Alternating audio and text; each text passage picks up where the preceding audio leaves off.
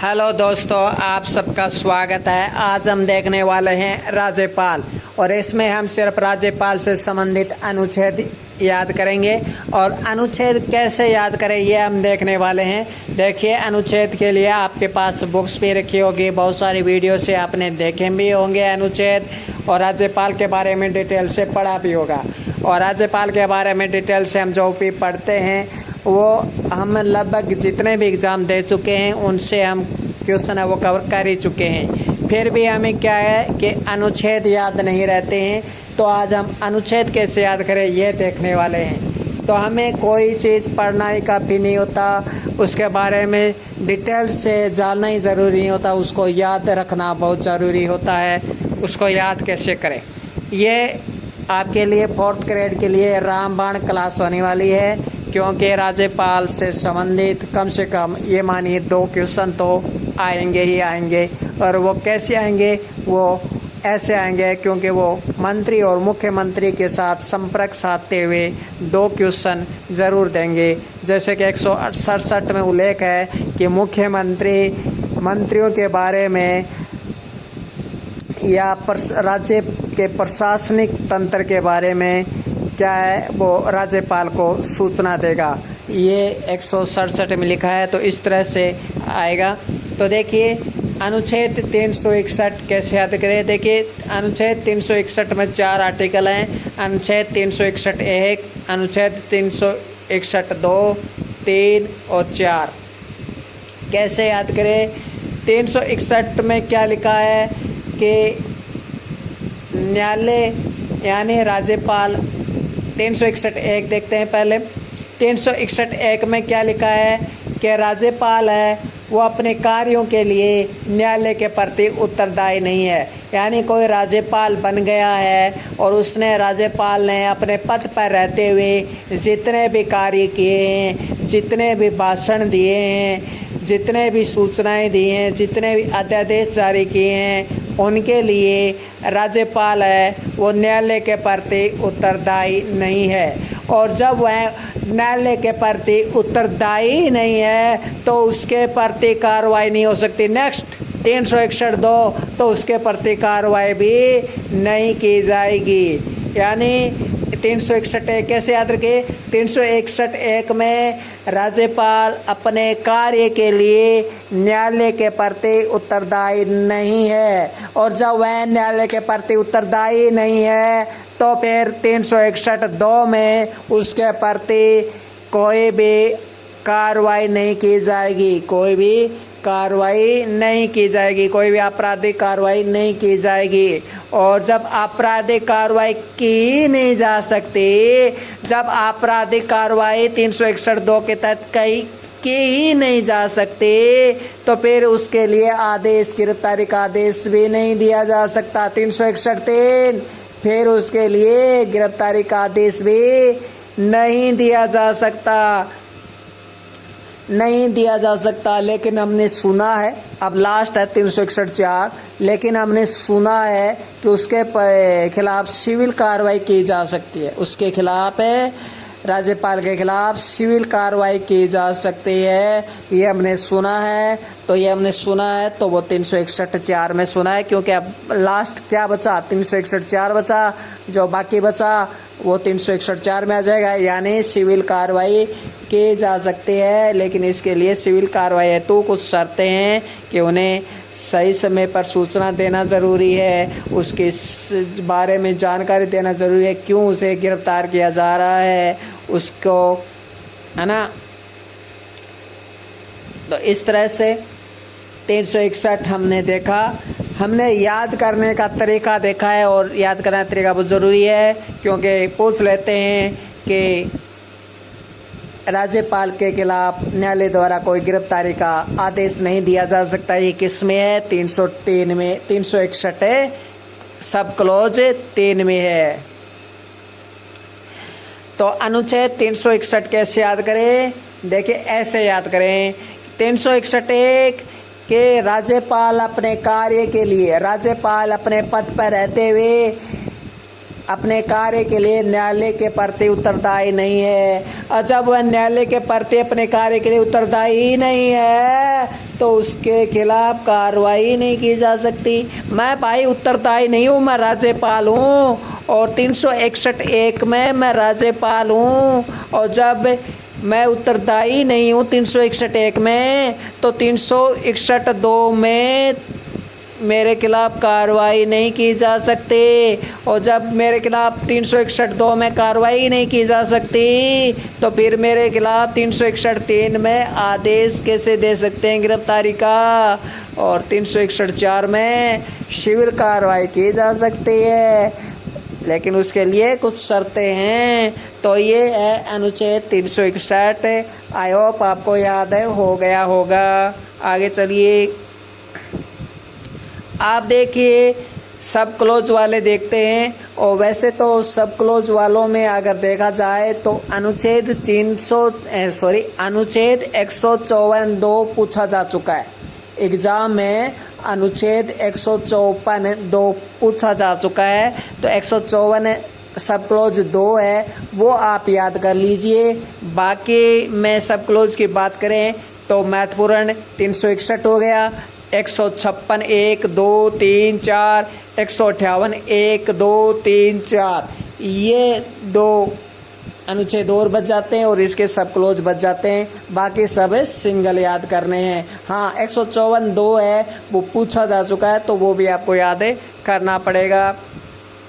आप देखिए इन्हें कैसे याद करें, 156 कैसे याद करें, तो देखिए 156(1) राष्ट्रपति के प्रसाद पर्यंत, राज्यपाल है वो राष्ट्रपति के प्रसाद पर्यंत पद धारण करता है। अरे जब उसको वो राष्ट्रपति के प्रसाद पर्यंत पद धारण करता है तो अगली बात क्या होगी, वो त्याग पत्र भी तो राष्ट्रपति को ही देगा। अरे मैं राष्ट्रपति के प्रसाद पर्यंत पद धारण करता हूँ, तो नेक्स्ट बात क्या होगी, नेक्स्ट बात का मतलब अनुच्छेद 156(2). 156(1) में लिखा है कि राष्ट्रपति के प्रसाद पर्यंत पद धारण करेगा राज्यपाल। तो जब राज्यपाल राष्ट्रपति के प्रसाद पर्यंत पद धारण करेगा तो अगली बात क्या होगी, अगली बात का मतलब अगला अनुच्छेद का सब क्लोज 156(2). तो अगली बात क्या होगी कि वह त्याग पत्र भी राष्ट्रपति को देगा। भाई मैं राष्ट्रपति के प्रसाद पर्यंत पद धारण करता हूँ, तो मैं त्याग पत्र भी राष्ट्रपति को ही दूंगा, मैं त्याग पत्र भी राष्ट्रपति को ही दूंगा। अनुच्छेद 156(3) में क्या है, पदावधि यानी अवधि, यानी राज्यपाल का कार्यकाल दे रखा है 156(3) में। और पद की अवधि यानी पद की अवधि है वो 5 साल रहेगी। पद की अवधि 5 साल रहेगी, 5 साल तक पद पर बना रह सकता है। नेक्स्ट बात नहीं है इसमें, इतना ही है। तो 156(1) है, 156(2) है, 156(3) है, जबकि 158 में 4 सब क्लोज है, जबकि 156 में 3 है। तो देखिए 156(1) में क्या है कि मैं राष्ट्रपति के प्रसाद पर्यंत पद धारण करूंगा।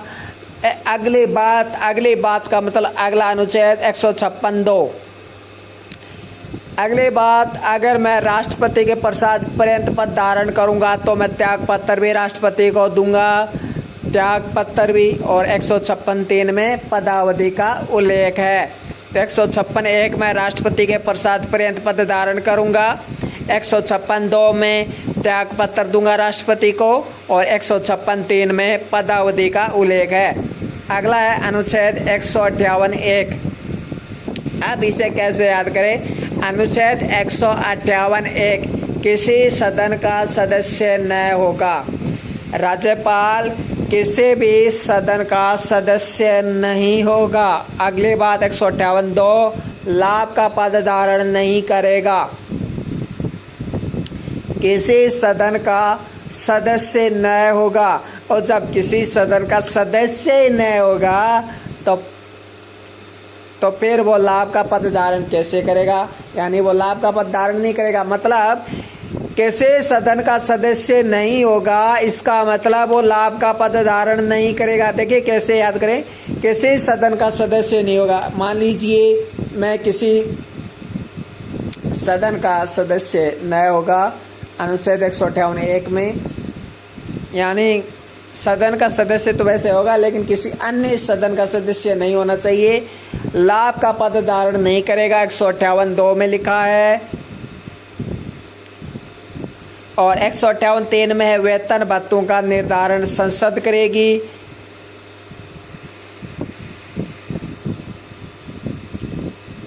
राज्यपाल के वेतन भत्तों का निर्धारण संसद करेगी। और 158(4) में वेतन भत्तों में परिवर्तन नहीं किया जा सकता, राज्यपाल के पद पर रहते हुए वेतन भत्तों में परिवर्तन नहीं किया सकता। देखिए कैसे याद करें, 158(3) में है वेतन भत्तों का निर्धारण संसद करेगी, और वेतन भत्तों का निर्धारण करने के बाद अगली बात वेतन भत्तों में परिवर्तन नहीं करेगी। 158(3) में वेतन भत्तों का निर्धारण संसद करेगी,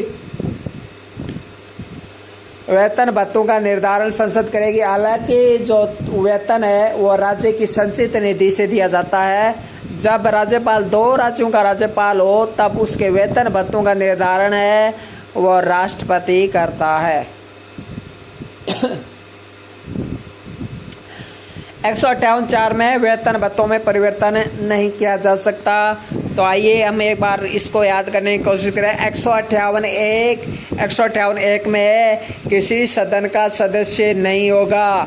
158(1) में किसी सदन का सदस्य नहीं होगा, इसका मतलब 158(2) में लाभ का पद धारण नहीं करेगा। जब किसी सदन का सदस्य नहीं होगा तो वो लाभ का पद कैसे धारण करेगा? 158(2) में लाभ का पद धारण नहीं करेगा। 158(3) में जब वो लाभ का पद धारण नहीं करेगा तो उसके वेतन भत्तों का निर्धारण संसद कर देगी। यह याद रखने का तरीका है कि जब लाभ का पद धारण नहीं करेगा तो उसके वेतन भत्तों का निर्धारण संसद कर देगी, और जब वेतन भत्तों का निर्धारण संसद कर देगी तो उसके वेतन भत्तों में परिवर्तन नहीं किया जाएगा। 158(4) आई होप आपको याद हो गया होगा। आगे देखिए, आप देखिए कैसे याद करें। याद करने का तरीका देखिए विस्तार से। अनुच्छेद 153, अनुच्छेद हम 361 देख चुके हैं, 156 देख चुके हैं, 158 देख चुके हैं। अब आइए देखते हैं अलग।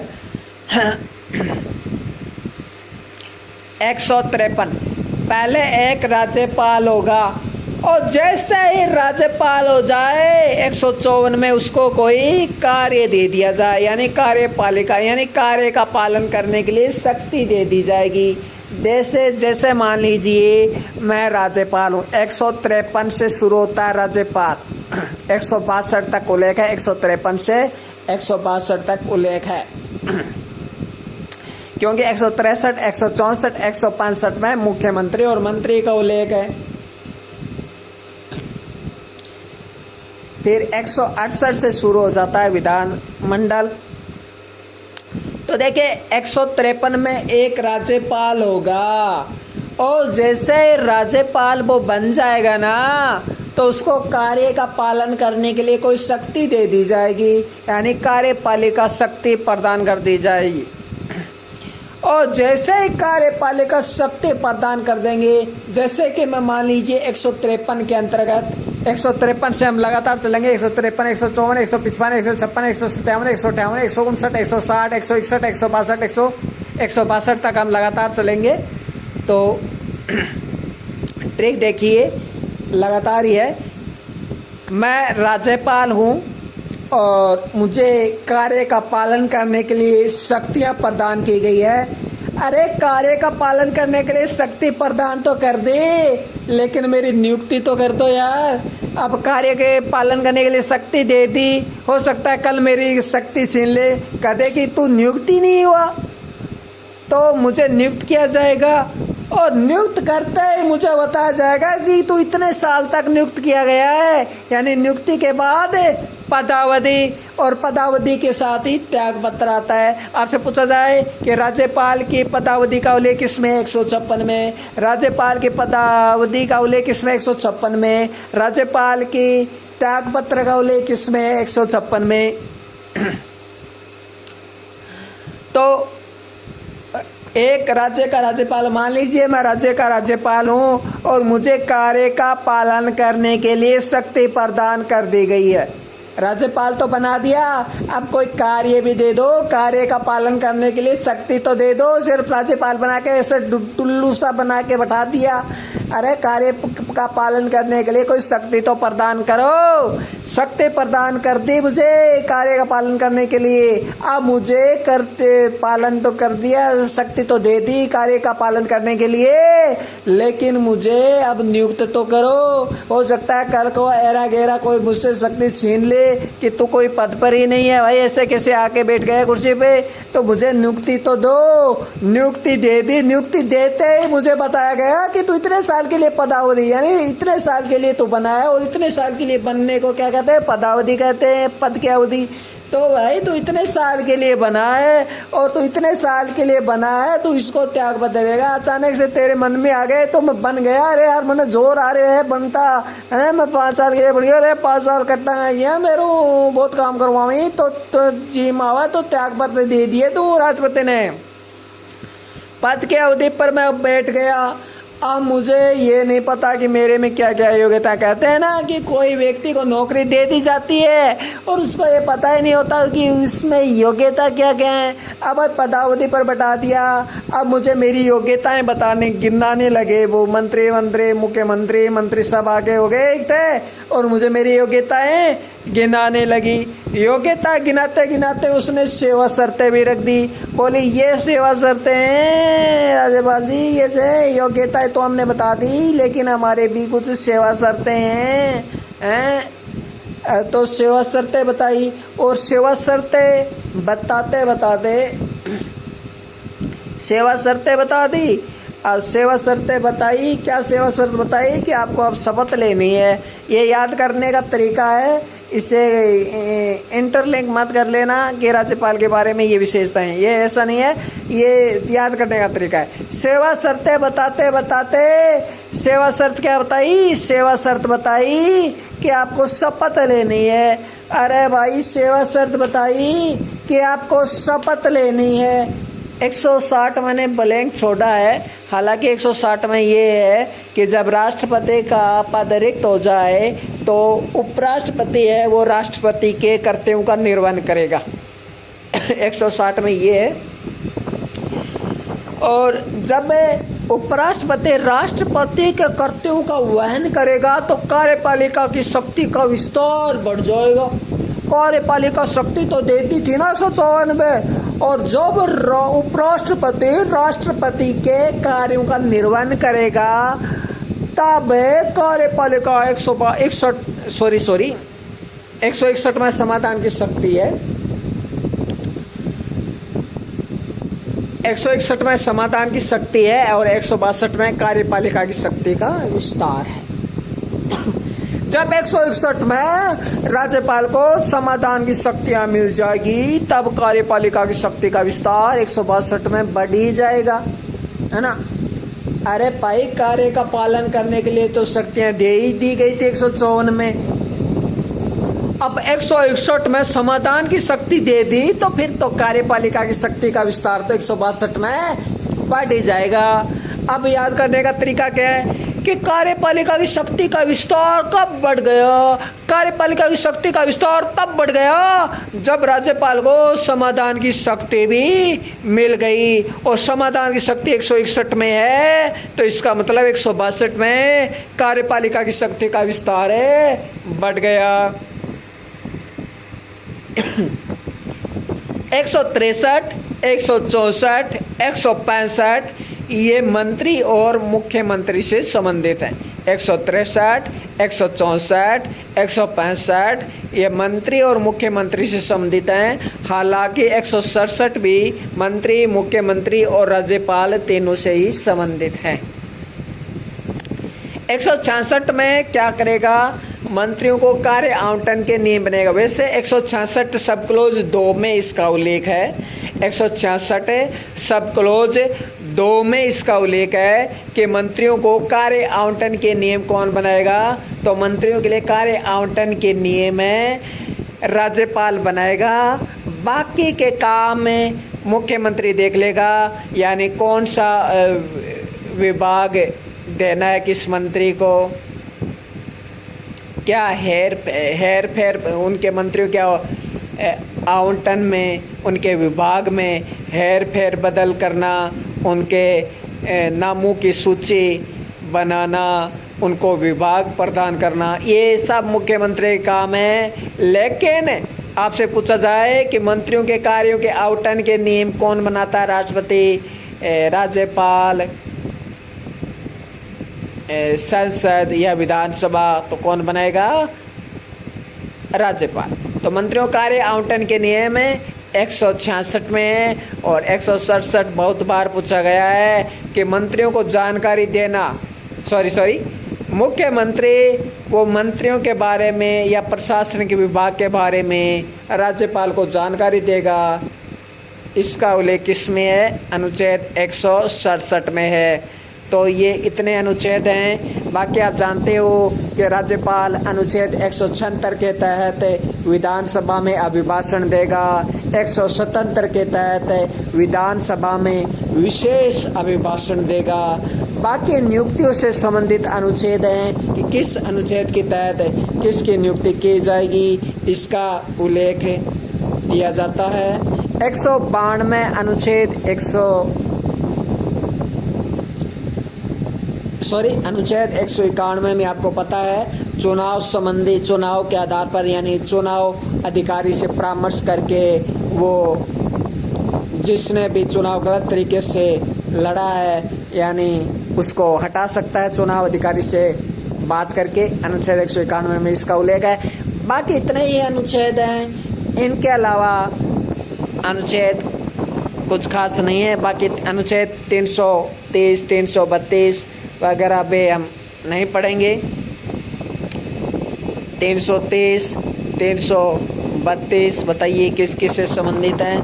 ये अनुसूचित जाति, अनुसूचित जनजाति से संबंधित है 330 और 332। तो इस प्रकार हमने राज्यपाल से संबंधित महत्वपूर्ण अनुच्छेद पढ़ लिए हैं, लेकिन ये सिर्फ चतुर्थ श्रेणी के लिए है क्योंकि ये इतना बड़ा एग्जाम नहीं है कि कुछ ज़्यादा ही पूछे। सब क्लोज पूछने की संभावना तो वैसे कम ही है, फिर भी मैंने महत्वपूर्ण सब क्लोज हैं वो मैंने बता दिए। 156, 1, 2, 3, 158, 1, 2, 3, 4 और सब क्लोज मैंने ये भी बता दिया है। मंत्रियों को कार्य आवंटन के नियम सब क्लोज 166 अनुच्छेद 166 2 में इसका उल्लेख है। इसके अलावा अनुच्छेद 154 2 भी महत्वपूर्ण है क्योंकि इससे ये पूछा जा चुका है। अनुच्छेद 154 2 पूछा जा चुका है। तो ये तो था राज्यपाल से संबंधित अनुच्छेद और कुछ सब क्लोज वाले भी देखे। 361 बहुत महत्वपूर्ण है, 361 बहुत महत्वपूर्ण है चतुर्थ श्रेणी के लिए। 156 बहुत महत्वपूर्ण है, 158 बहुत महत्वपूर्ण है, ये अनुच्छेद हैं वो बहुत महत्वपूर्ण है। 161 अनुच्छेद बहुत महत्वपूर्ण है और 167 है वो बहुत ही महत्वपूर्ण है। तो ये इतने 4-5 अनुच्छेद जो मैंने बताए हैं ये चतुर्थ श्रेणी के लिए बहुत ही रामबाण साबित होंगे। और मुझे क्यों लगता है कि अनुच्छेद 167 है इस बार पूछा जाएगा, या ये पूछा जाएगा कि मंत्रियों आकार सीमित 91 संविधान संशोधन 2003 ये पूछा जा सकता है। तो ये राज्यपाल के ट्रिक से संबंधित एक बार हम फिर से देख लेते हैं। फास्ट जब एक राज्यपाल होगा तो उसको कार्यपालन के लिए शक्ति दी जाएगी। कार्यपालन के लिए शक्ति देने के बाद उसकी नियुक्ति की जाएगी। नियुक्ति 5 साल के लिए की जाएगी। 5 साल के लिए जो नियुक्ति करेगा उसी को त्याग पत्र देगा। जब नियुक्ति कर दी जाएगी तो उसको योग्यताएं बताई जाएगी। योग्यता बताते हुए उसे सेवा शर्तें बताएगी। और सेवा शर्तें क्या बताएंगे कि शपथ लेनी है आपको। और शपथ लेने के बाद अचानक से राष्ट्रपति का पद खाली हो गया। शपथ ले ली उसने और शपथ लेते ही अचानक राष्ट्रपति का पद खाली हो गया तो वो उपराष्ट्रपति राष्ट्रपति के पद का निर्वहन करने लगा। और जब निर्वहन करने लगा तो उसे समाधान की शक्तियां दे दी गई। और समाधान की शक्तियां मिलते ही कार्यपालिका की शक्ति का विस्तार हो गया। 166 सब क्लोज 2 में मंत्रियों को कार्य आवंटन के नियम राज्यपाल बनाएगा, यानी मंत्रियों के लिए कार्य आवंटन के नियम राज्यपाल बनाएगा। 166 सब क्लोज 2 में इसका उल्लेख है। और मुख्यमंत्री प्रशासनिक राज्य की प्रशासनिक अधिकारियों के बारे में, मंत्रियों के बारे में, तंत्र के बारे में जानकारी देगा राज्यपाल को। 167 में इसका उल्लेख है। तो आई होप आपके लिए ये क्लास रामबाण साबित होगी। धन्यवाद।